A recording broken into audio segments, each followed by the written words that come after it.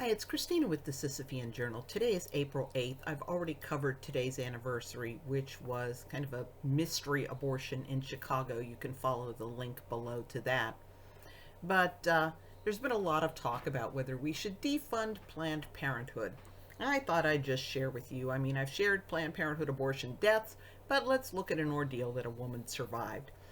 Abortion Docs, which it's abortiondocs.org, I highly recommend this site, posted a copy of a complaint by a woman identified as AJ against Planned Parenthood of Metropolitan Washington, D.C. and Dr. Diane Horvath-Cosper. Now, according to the complaint, AJ went to the Planned Parenthood in question on January 28, 2016 for a dilation and evacuation abortion, a D&E. That's one where they reach in with forceps and pull out the baby in chunks.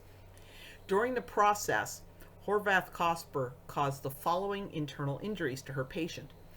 2 holes in the back of AJ's uterus measuring about ½ an inch each, tears and stripping of the surface of AJ's right broad ligament and the lining of her pelvic cavity, and the destruction and tearing out of AJ's right ovary and fallopian tube, parts of her uterus, and parts of her appendix.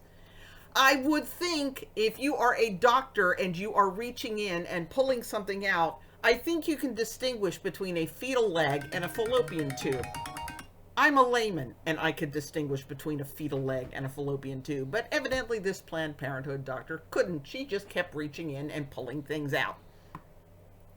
The complaint went on to assert that Planned Parenthood and their doctor, quote, demonstrated a reckless indifference and complete lack of care, which I would agree, by delaying transfer to a hospital where AJ could be properly treated. When she was transported, Planned Parenthood sent her to suburban hospital where they were unable to treat those injuries. This resulted in another delay while she was transferred to Shady Grove Hospital.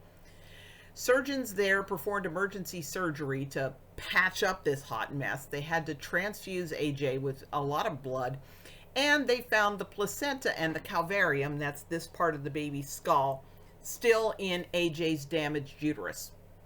And the complaint also says that when AJ contacted Planned Parenthood as instructed for follow-up care, they put her on hold for several hours and refused to help her.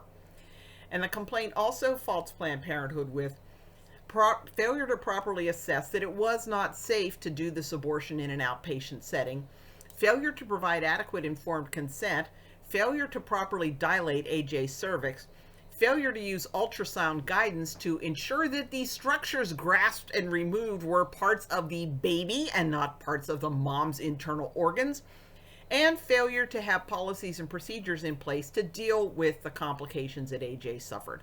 So they've got their motto, care no matter what, but it looks like they really fell short in this woman's case.